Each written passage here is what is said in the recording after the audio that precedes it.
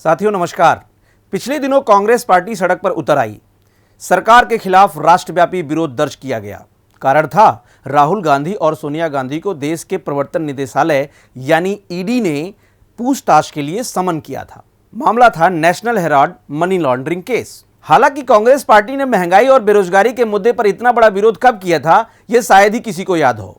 खैर, इस ताजा मामले में जो संस्था सबसे ज्यादा चर्चा में है वो है ईडी यानी इन्फोर्समेंट डायरेक्टरेट। तो आज के इस वीडियो में हम इसी संस्था के बारे में जानेंगे। हम यह भी जानेंगे कि यह संस्था काम कैसे करती है और इसका इतिहास क्या रहा है। तो आइए बात करते हैं ईडी के बारे में।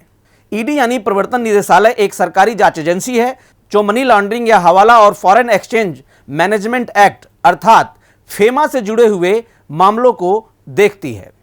आगे बढ़े इसके पहले मैं थोड़ा सा बता दूं आपको मनी लॉन्ड्रिंग और हवाला क्या होता है। मनी लॉन्ड्रिंग जैसा कि शब्द से निकल के आ रहा है, लॉन्ड्री का मतलब होता है कपड़े धुलना।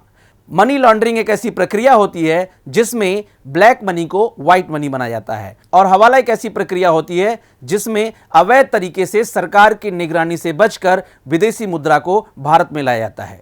ईडी के और कामों की अगर मैं बात करूं तो भारत में आर्थिक कानूनों का पालन करवाना और आर्थिक अपराधों से निपटने का काम भी ईडी ही करती है। और इसकी संरचना की बात करूं तो प्रवर्तन निदेशक इसका प्रमुख होता है। ईडी में भारतीय राजस्व सेवा, भारतीय कॉर्पोरेट लॉ सर्विस, भारतीय पुलिस सेवा और भारतीय प्रशासनिक सेवा के अधिकारी काम करते हैं। अगर इस निदेशालय के क्षेत्रीय कार्यालयों की बात करूं तो ये अहमदाबाद, बेंगलोर, चंडीगढ़, चेन्नई, कोच्चि, दिल्ली, पणजी, गुवाहाटी, हैदराबाद, जयपुर, जालंधर, कोलकाता, लखनऊ, मुंबई, पटना तथा श्रीनगर में है। इन क्षेत्रीय कार्यालयों को ईडी के प्रमुख संयुक्त निदेशक लीड करते हैं। अगर प्रवर्तन निदेशालय के इतिहास की बात करें तो इसकी स्थापना 1 मई 1956 को हुई थी। उस समय यह विदेशी मुद्रा विनिमय अधिनियम 1947 अर्थात फेरा 1947 के अंतर्गत विनिमय नियंत्रण विरोधियों के उल्लंघन को रोकने के लिए अर्थात कार्य विभाग के नियंत्रण में एक प्रवर्तन इकाई के रूप में गठित की गई थी।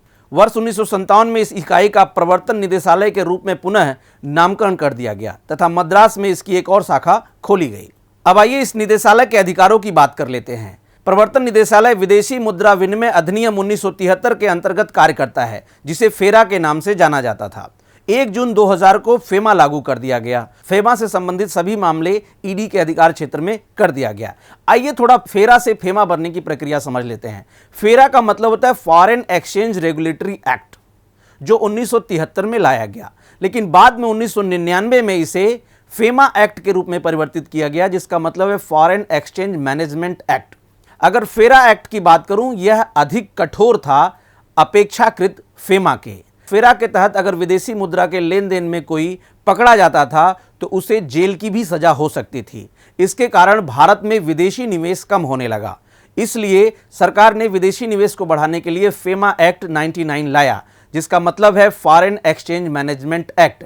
अब फेमा के तहत अगर कोई दोषी पाया जाता है तो उसे जेल की सजा तो नहीं होती है, लेकिन उसे अर्थदंड दिया जाता है, और यह प्रक्रिया ईडी अपनाता है। फेमा के तहत उल्लंघन होने पर यह सूचनाएं ईडी को केंद्रीय और राज्य सूचना अधिकरणों से प्राप्त होती है। ED money laundering, foreign exchange racketing, विदेशी प्रक्रियाओं का पूरा न होने जैसे मामलों में जांच करने और निर्णय लेने का अधिकार रखती है।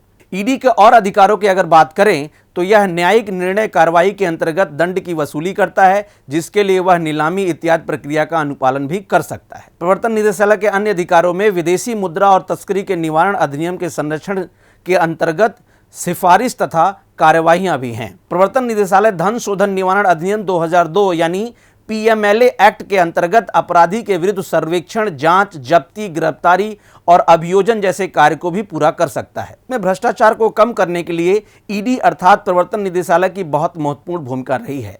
यह विशेष एजेंसी अपने कर्तव्यों का सही तरीके से निर्वहन करती है, जिससे मनी शोधन और काले धन से जुड़े गंभीर मामलों में सम्मिलित दोषियों के विरुद्ध निष्पक्ष जांच की जा सके और उन्हें कानून के अनुसार दंड दिलाया जा सके। इसी के साथ यह बात भी सनद रहे कि विभिन्न सरकारों पर अपने राजनीतिक विरोधियों के खिलाफ ईडी के गलत प्रयोग के भी आरोप लगते रहे हैं। तो ये थी जानकारी ईडी यानी प्रवर्तन निदेशालय के बारे में। ऐसे ही विभिन्न प्रकार की जानकारी भरी खबरों को देखने के लिए हमारे साथ जुड़े रहें, हमारे चैनल को सब्सक्राइब करें और देखते रहें बातें यूपी की।